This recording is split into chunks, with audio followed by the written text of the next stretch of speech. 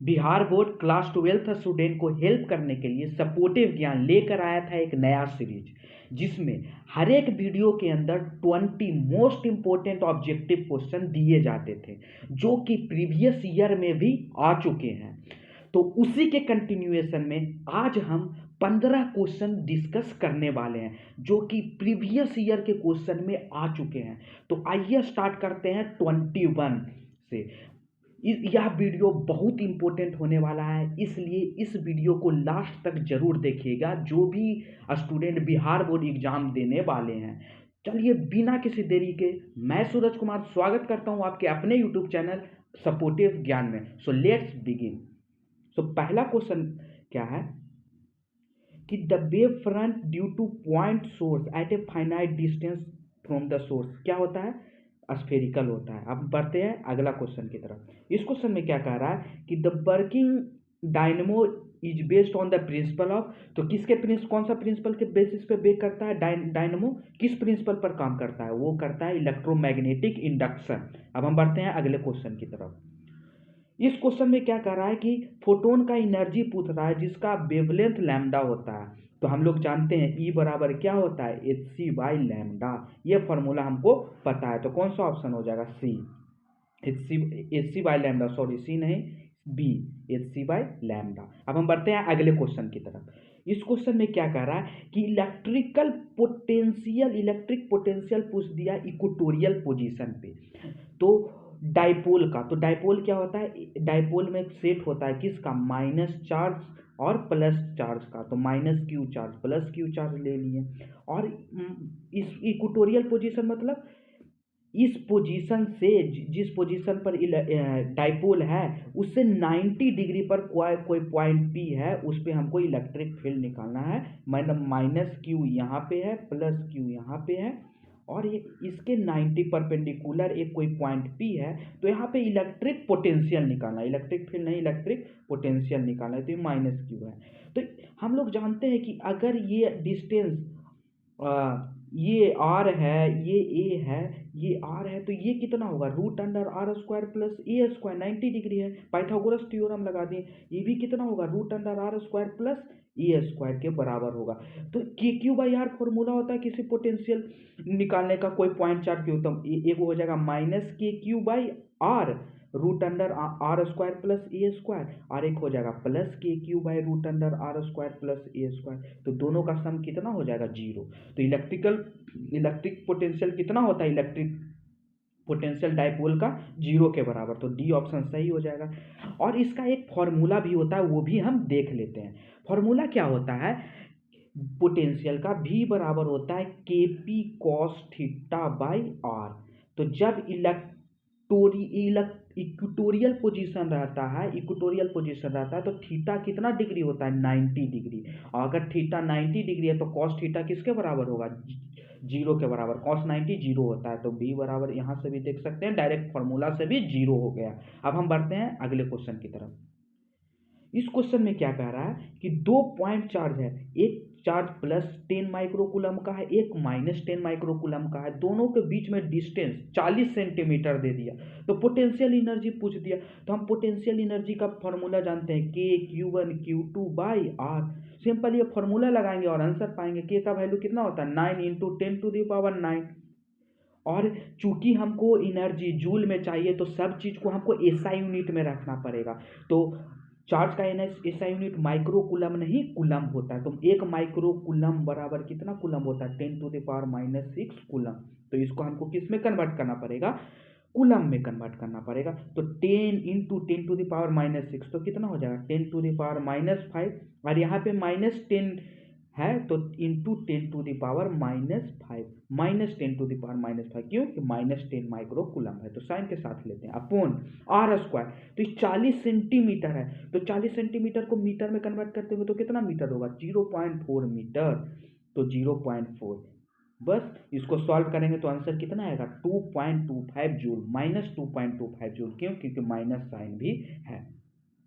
तो इस क्वेश्चन में कुछ नहीं था। इस क्वेश्चन में सिंपल हमको पोटेंशियल एनर्जी पूछ रहा था तो पोटेंशियल एनर्जी का सिंपल फार्मूला लगा दिए, क्या होता है K(Q1Q2)/R। के का वैल्यू 9 × 10⁹ और Q1 Q2 माइक्रो कूलम में दिया हुआ था, तो इसको किस में कन्वर्ट कर दिए, कूलम में। 1 माइक्रो कूलम बराबर 10⁻⁻6 कूलम होता है, और हमको डिस्टेंस सेंटीमीटर में दिया हुआ था तो हम मीटर में कन्वर्ट कर दिए। क्यों ऐसा कन्वर्जन इसलिए कर रहे थे, क्योंकि हमको जो एनर्जी चाहिए वो जूल में चाहिए, तो हम सारे यूनिट को एसआई यूनिट में रखेंगे, उसके बाद हम इस क्वेश्चन को सॉल्व कर देंगे। अब हम बढ़ते हैं अगले क्वेश्चन की तरफ। इस क्वेश्चन में क्या है कि एंगल ऑफ डिप पूछ दिया, तो एंगल ऑफ डिप कितना होता है, 90 डिग्री होता है। सी ऑप्शन सही हो गया। अब हम बढ़ते हैं अगले क्वेश्चन की तरफ। इस क्वेश्चन में क्या कह दिया कि टॉर्क दे दिया, अगर ये मैग्नेटिक मोमेंट है, बी मैग्नेटिक फील्ड है, तो टॉर्क का क्या फॉर्मूला होता है, M vector cross B vector. तो M vector cross B vector कौन सा ऑप्शन में है, ए ऑप्शन में, तो ए ऑप्शन सही है। बहुत इंपॉर्टेंट क्वेश्चन है, बहुत बार पूछता है। यहाँ पे B vector cross M vector नहीं होगा, क्योंकि A vector cross B vector किसके बराबर होता है, minus of B vector cross A vector के बराबर। तो A cross B, B cross A के बराबर नहीं होता, इसलिए हम ऑर्डर का ध्यान रखेंगे, M vector cross B vector होता है। अब हम बढ़ते हैं अगले क्वेश्चन की तरफ। अब इस क्वेश्चन में क्या क्या है, time in which radio active substance become half, उसको हम उस टाइम को क्या कहते हैं, तो रेडियो एक्टिव सब्सटेंस डिके करते करते कितना हो गया, हाफ हो गया, तो उसको क्या कहेंगे, हाफ लाइफ कहेंगे। बी ऑप्शन सही हो गया। अब हम बढ़ते हैं अगले क्वेश्चन की तरफ। इस क्वेश्चन में क्या कर रहा है, पावर निकालना है सर्किट, तो पावर का क्या फॉर्मूला होता है, V²/R। कौन सा ऑप्शन हो गया, सी ऑप्शन सही हो गया। अब हम बढ़ते हैं अगले क्वेश्चन की तरफ। इस क्वेश्चन में क्या कर रहा है कि मॉड्यूलेशन इंडेक्स है इन एम्पलीट्यूड मॉड्यूलेशन, वो किसके बीच में होता है, 0 से 1 के बीच में है, तो बी ऑप्शन सही हो गया। हम बढ़ते हैं अगले क्वेश्चन की तरफ। ये क्वेश्चन 31 क्वेश्चन कह रहा है कि इक्विवेलेंट फोकल लेंथ निकालना है, -15 डायोप्टर और +5 डायोप्टर पावर दे दिया। तो हम पावर का क्या फॉर्मूला जानते हैं, नेट पावर क्या होगा, जब दोनों को हम दोनों लेंस को साथ में रखेंगे तो नेट पावर क्या होगा, P1 + P2 के बराबर। क्या है P1, -15 + 5 किसके बराबर हो गया, -10 के बराबर। फोकल लेंथ निकालना है, तो P बराबर कितना जानते हैं, 1/f, तो 1 फोकल लेंथ निकालना है, तो एफ बराबर क्या होगा, 1/p, तो 1 कितना आया, नेट p -10, तो 1/-10 इतना मीटर, 1/-10 मीटर मतलब -0.1 मीटर, तो कितना सेंटीमीटर, 10 सेंटीमीटर, तो -10 सेंटीमीटर ऑप्शन में हो गया, बी ऑप्शन सही हो गया। अब हम बढ़ते हैं अगले क्वेश्चन की तरफ। यह क्वेश्चन भी इजी है। इस क्वेश्चन में क्या कर रहा है, करंट दे दिया 1 एम्पियर का, बोल दिया हुआ करंट 1 सेकेंड के लिए किसी वायर में फ्लो कर रहा है, तो हमको निकालना है कि कितना इलेक्ट्रॉन उससे फ्लो किया, और हमको इलेक्ट्रॉन पर चार्ज दे दिया, तो हमें फॉर्मूला जानते हैं Q = N × E। अब हम I = Q/T जानते हैं, ठीक है। I है 1 एम्पियर, T है 1 सेकेंड, तो कूलम, ये Q कितना होगा, 1 कूलम चार्ज हो गया, सब 1 1 है, तो Q = 1 हो गया, तो Q = 1 कूलम दिया हुआ है, N हो गया नहीं पता, और इलेक्ट्रॉन हो गया, कितना कूलम चार्ज हो गया, 1.6 × 10⁻⁻19, तो N नंबर ऑफ इलेक्ट्रॉन हो गया 1/1.6 × 10⁻⁻19। इसको 10⁻⁻19 न्यूमरेटर में जाएगा तो 10⁻19 हो जाएगा, और पूरा को सॉल्व करेंगे तो हमको आंसर बी ऑप्शन आ जाएगा, 6.25 × 10⁻18। बहुत इंपॉर्टेंट क्वेश्चन है, और इसमें सिर्फ और सिर्फ इस फॉर्मूला का यूज है, Q = N × E, जहाँ पर Q है चार्ज, N है नंबर ऑफ इलेक्ट्रॉन, और E है चार्ज ऑन इलेक्ट्रॉन, और चार्ज ऑन इलेक्ट्रॉन हमको पहले से पता रहता है 1.6 × 10⁻⁻19। इस क्वेश्चन में दिया भी है कि चार्ज इतना होता है। अब हम बढ़ते हैं अगले क्वेश्चन की तरफ। इस क्वेश्चन में कह रहा है कि चार्ज Q को स्फीयर के, कोई भी स्फेरिकल सरफेस के अंदर Q चार्ज को रख दिया, तो इसके कारण फ्लक्स क्या होगा, तो हम लोग गॉस थ्योरम पढ़े हैं कि फ्लक्स क्या होता है, Q enclose by epsilon not. तो यहाँ पर Q इनक्लोज कितना है, उस स्फेरिकल सरफेस के अंदर कितना चार्ज है, Q चार्ज है, तो Q/ε0 हो जाएगा आंसर। Q/ε0 कहाँ है, बी ऑप्शन, तो बी ऑप्शन सही हो गया।